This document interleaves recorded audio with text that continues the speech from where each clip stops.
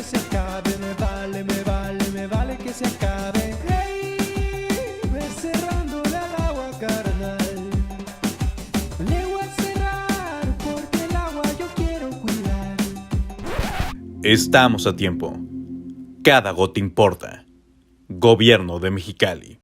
En CESPEM detectamos que las tuberías de drenaje contienen elementos inusuales que están provocando que el flujo del agua residual se vea obstruido. Es por ello que debemos tomar conciencia en el cuidado de nuestra infraestructura. Dentro de ella hemos encontrado papeles, artículos como cubrebocas, toallitas húmedas, preservativos y todo tipo de basura y grasas. Pequeños hábitos pueden traer grandes resultados y mejorar la calidad de vida de las y los mexicalenses. Por un drenaje sin basura. Con el corazón por delante. Comisión Estatal de Servicios Públicos de Mexicali. Lindero Norte. Periodismo sin fronteras.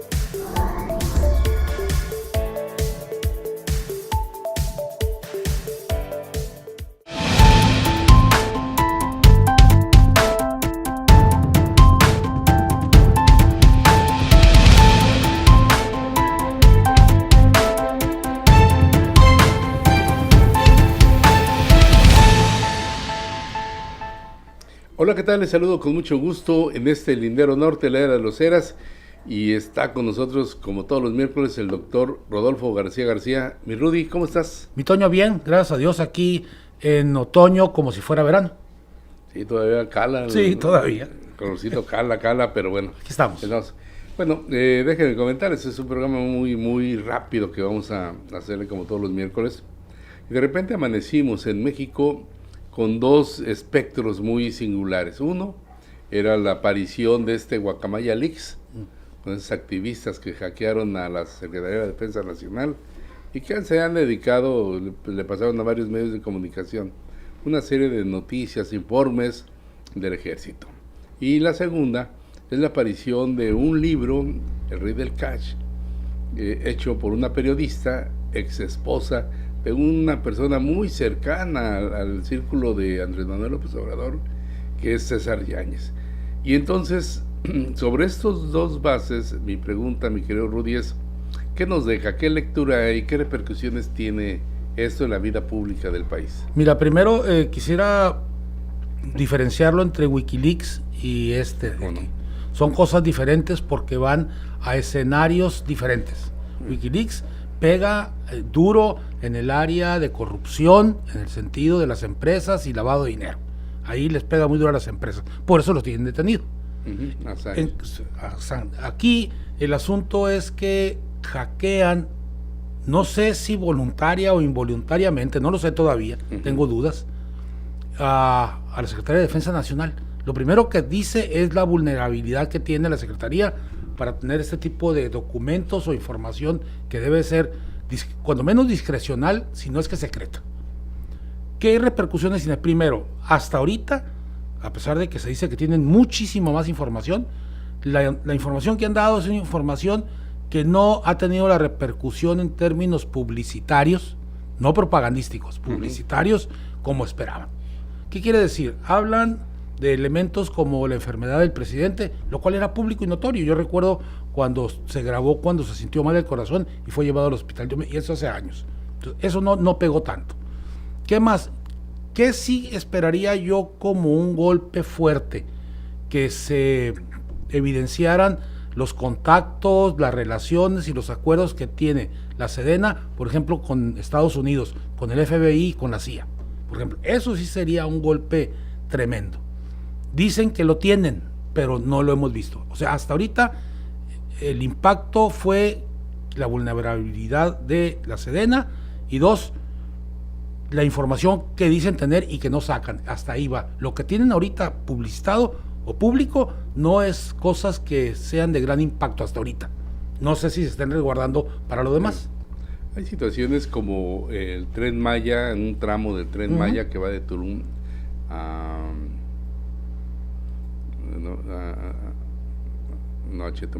de Tulum a Cancún va. A Cancún, pero hay una parte, el tramo 5, donde advierten desde el año pasado que hay una área de cenotes y sí, que no puede ser, dice el mismo ejército, que no puede continuar.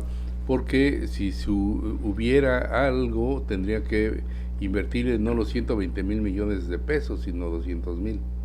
Entonces, cosas de ese tipo, o cosas que nos hablan que confirman las sospechas o confirman la vida pública a la que hemos estado sujetos, ¿no? O sea, creo que en esa parte están allí y eso es lo que han estado manejando. Creo también, Rudy, que como hay mucho desparpajo, salieron con Latinus y luego se fueron con varios medios, no hay una manera organizada de sacar los impactos publicitariamente. El problema es a quienes les filtraron la información. Son los contras, ¿no? De Andrés Sí, Manuel. pero además son públicos en el sentido de que no son los detractores, ellos son los opositores, y Latinus es eso, porque además yo entiendo bien la crítica, incluso la sorna, pero cuando utilizas, porque no es otra palabra, a sujetos que están acostumbrados a mentir públicamente y después decir que no lo sabían, carece, o sea, si esa información tuviera cierto peso, la presentación por esos medios se cae, Toño. Y eso no lo digo yo, pregúntale a quienes seguimos noticias qué piensa de Latinus. Sí, ese es uno de los problemas. Yo por obvias razones tengo que estar leyendo Latinus, no lo consulto para que es la verdad, pero sí a Proceso, a Reforma, claro. Animal Político, que son opositores, pues, o detractores del presidente. Y en ese sentido creo que es importante ver los documentos. Entonces, en esta narrativa nos va develando una serie de acciones realizadas desde el epicentro o del corazón de la política mexicana López Obradorista. Porque es en el corazón que será, es en el ejército. Sí, claro, en las fuerzas federales. Y no hemos visto al secretario de la Defensa salir pues si no a desmentir, porque pues no hay mucho que desmentir, pero sí aclarar qué está pasando, porque finalmente esa es nuestra vida pública, Rudy. Mira, mi Toño, si llega a salir un sujeto como yo, que no es periodista, la primera pregunta sería, ¿cómo es que lo hackearon? Y ahora ustedes los profesionales de esto, me imagino que las preguntas irían mucho más allá. Yo como público le preguntaría, oiga, señor secretario, ¿cómo es posible que la Secretaría de Defensa Nacional sea hackeada, o cuando menos sea hackeada de manera tan sencilla y puedan extraer tanta información?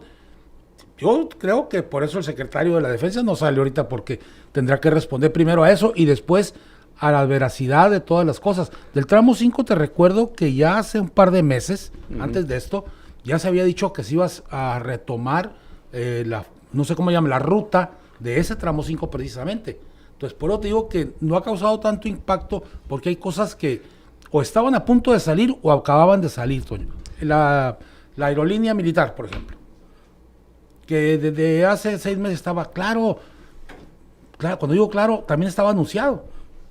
Sí, también van a manejar aeropuertos. Así, ya los manejan. O sea, está dentro de su situación. Y la verdad, yo cada vez que leo algo así, me causa prurito, mi querido Rudy, que el ejército esté haciendo cargo de tanto y que un partido progresista o un movimiento progresista, no de izquierda, pero sí progresista, le esté entregando al ejército prácticamente el órgano administrador y ejecutor de toda la política pública, ¿no? La seguridad nacional, porque los aeropuertos, como los puertos, son áreas estratégicas de seguridad nacional. Sí. Mira, las garitas. Las garitas, por ejemplo.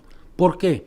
Cuando digo por qué, ni estoy metido en el círculo de nada, tú lo sabes, soy un ciudadano de Mexicali. ¿Qué está sucediendo? Es la falta de confianza en los civiles que pudieran llevar a cabo este tipo de tareas. ¿Por qué lo digo? Por los fraudes que se han dado. Qué penoso llegar hasta ahí. Sí. De veras es una lástima. Yo también tengo el prurito de que como el ejército con tanta fuerza y tanto poder, pues caray, ¿no? Pero y si a mí me preguntan, bueno, ¿a quién? ¿Se lo vas a concesionar a Repsol? ¿Se lo vas a concesionar a...? Pues yo no lo haría. No, pero la administración pública, o sea, hay mucha gente que está metida y que tiene gente, y además hay personas profesionales que pueden hacerlo, pero además te hablaba en ese movimiento de Regeneración Nacional y el Partido Morena te hablaba de un redimensionamiento del servicio público. Así Entonces, hay mucha gente que podría hacerse cargo.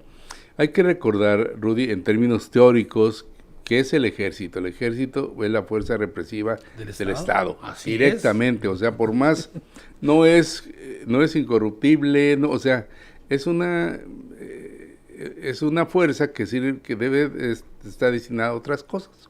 Está destinada a combatir, está destinada a la defensa. O sea, cuando digo esto es la parte más brusca, pues, si lo quieres llamar así, de esto, que no debería de tener todo ese tipo de espacios y que deberían de ser instituciones públicas. Estoy de acuerdo. El asunto es que esas instituciones públicas nos guste, cuando digo esto no es unas agronadas, las agotó el neoliberalismo. Están corrompidas, ¿no? O sea, están pero perforadas por todos lados. Un informe que a mí me causó resquemor, es que la poca presencia de efectivos militares en las garitas. Cuando las garitas son al menos las que conocemos nosotros, pues es un paso natural del tráfico de todo. De drogas, dinero, armas, seres humanos, todo.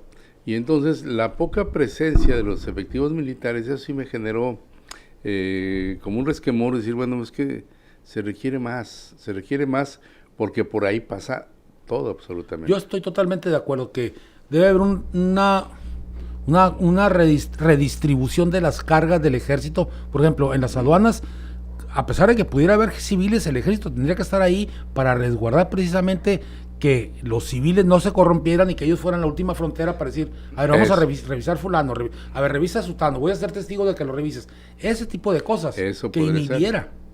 Yo estoy de acuerdo con eso, pero hasta ahí. Que inhibiera el tráfico, que inhibiera a las personas, ¿no? A los usuarios de las aduanas. Así es. Y al personal. Y al personal, estoy de acuerdo. Eso creo que pudo haber sido una manera muy férrea de manejar la administración pública de las garitas. Pero es que ese es sentido común, el menos común de los sentidos cuando se trata de poder. Eso es lo que tendría que hacer el ejército, resguardar que la gente que está trabajando lo haga bien y que la gente que no se atreva a usarlo a las garitas de cruce, pues. Rudy, durante todos estos años, ¿te habrías imaginado una situación del ejército como la que estamos viviendo? Nunca. Así, y de mis 68 años jamás esperé ver al ejército en las calles de entrada. Jamás. Tal vez con mi generación, las drogas que usaban quienes lo consumían, eran drogas naturales y no drogas sintéticas. ¿Qué quiere decir? Que había todo un proceso de cultivo, entonces todo este rollo, ¿no? Y hoy no, es un laboratorio. Y eso significa que son más potentes, pero además ocupan menos espacio para producirlas y menos espacio para transportarlas. ¿Qué estoy diciendo? Que la realidad nos cambió y ver el ejército. En los 70 hubiera sido imposible que el ejército estuviera en las calles. Y cuando salieron a golpear a pegar, ¿no? Por eso, precisamente porque después de eso, nosotros los jóvenes no lo hubiéramos aceptado, obreros, campesinos, estudiantes, no hubiéramos aceptado el ejército. Hoy, ante esa despolitización de la juventud que lo logró el neoliberalismo, la juventud no se expresa. Cuando digo no se expresa, sé que hay una manifestación de 1,000 personas en la Ciudad de México contra la militarización. 1,000, caray, un concierto de música junta 120,000. ¿Cómo? Aunque sea el grupo firme, no le hacen. Aunque sea, no lo quise decir así, pero sí, exactamente. Bueno, también estuvo Silvio Rodríguez y bueno. 100,000. Bueno, ese es uno de los puntos. El otro es el libro El Rey del Cash. Lo vi y te aclaro que no lo he terminado de leer porque tú que me haces el favor de mantenerme informado, y lo digo ahora públicamente, me enviaron nada más una parte del libro, así que solamente puedo hablar de lo que poquito que he visto. Ya conseguí el formato en PDF. Bueno, perfecto. Mira, causa expectativa lo que a mí como usuario me llama bastante la atención, es que de entrada la señora acepta que es un libro testimonial. Sí, testimonio. Y cuando hablamos de libros testimoniales, todos nosotros podemos hacer un libro testimonial donde no tenemos la obligación de demostrar lo que decimos. Voy a suponer que es cierto todo lo que dice. El problema es que no tiene manera de demostrarlo. porque incluso ella nunca habla de que vio dinero, vio sobres, vio maletines.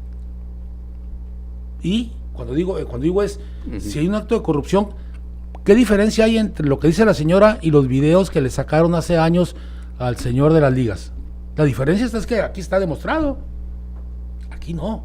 Cuando digo aquí no, es testimonial. Esto es igual de lo que he escuchado de los testigos protegidos. Un testigo protegido, con tal de salvarse, va a poder decir lo que sea, pero no tendrá que demostrarlo. Entonces, lo que estoy planteando es, siento que fue un impacto publicitario utilizado como propaganda política, surgido porque no sé si alcanzaste a ver ahora en el Facebook una foto del ex esposo con su nueva pareja, y la señora le manda una leyenda abajo de que las heridas que abren las leonas, las gatas, no lo pueden. O sea, ¿qué me está diciendo? Que hay toda una intención de un problema de pareja o expareja ahí adentro, donde puede decir muchas cosas pues, con el solo hecho de causar daño. Sí, ahí ese discurso, fíjate Rudy, yo lo veo desde este punto de vista. Si el discurso se vuelve hacia la despechada, hacia la cuestión personal, tendríamos que redimensionar entonces el mensaje que te da el libro, y tendríamos que ver lo que señala dentro del mismo libro, sin ir más allá, que son testimonios, sí, sin duda. Es la traición que hace Claudia Sheinbaum de Carlos Simas, de que lo pone y dice él también recibió dinero, ¿no? La relación de Beatriz Gutiérrez Müller con Andrés Manuel López Obrador cuando aún vivía la señora Rocío. La relación de Mariana Prats con Marcelo Ebrard, ¿no? Y entonces te puedes meter en una situación muy, muy difícil sobre la cuestión del despecho. Exactamente, pues. ¿No? Y entonces yo no lo he querido ver así porque respeto al trabajo de la compañera, es una mujer que reportera hace mucho tiempo, y que bueno, sí, en efecto, ella dejó de tener su relación con César Yáñez a fines de 2015, donde él dice yo me voy, y bueno, ya después hay que recordar que César Yáñez fue relegado del primer círculo de Andrés Manuel López Obrador porque hizo una boda no suntuosa, lo que le sigue, ¿no? Y además todavía la publica en Hola o en una revista esta, donde va en contra pues de la Universidad Valiente y todo ese proceso que trae López Obrador. Y entonces, bueno, ahora retoma porque es subsecretario de Gobernación. ¿Tú crees que esto qué tanto le puede afectar a López Obrador? Mira, el asunto es que lo he dicho aquí, lo sostengo y cada vez es más demostrable. Tenemos una oposición hueca que no sabe pensar como piensa el presidente para poder contraatacarlo. Ese tipo de cosas no dañan a López Obrador. Quien lo lea, el documento completo, lo primero que va a decir, a ver, estos son chismes de alcoba, dame datos duros. Cuando digo datos duros, te acabo de poner el ejemplo. A ver, la videograbación no se pudiera hacer nadie para un lado. Pero yo estoy convencido que este tipo de golpes lo único que hace es desprestigiar en términos privados a gente pública. Eso es lo que está haciendo. Porque entonces habría que pensar si la señora también fue parte de eso. Sí. Otra lectura, Rudy, sería la de cómo ve César Yáñez a su patrón y al movimiento, a partir de lo que le platica a su esposa, ¿no? Que lo que ella maneja es lo que le dijo César Yáñez y lo que le decía. Entonces, aquí hay un mecanismo que creo que es lo más importante, un mecanismo que han usado todos los partidos políticos para poder sufragar y debilitar, pero también sufragar los gastos de campañas. Así es. ¿No? Que es el pase de charola, el dinero público, en efectivo, ¿no? Todo en efectivo. Esa es una manera que hizo el PRI, que hizo el PRD, y que es una situación que hemos visto campaña tras campaña de todos los partidos políticos. Eso creo que pudiera ser lo salvable en el sentido del mecanismo que utilizan. Si lo utilizas solo en ese sentido, el documento adquiere mucho valor, pero si lo mezclas con cuestiones de la vida privada, de los personajes que aparecen ahí, entonces lo demeritas. Pues ese es mi constante.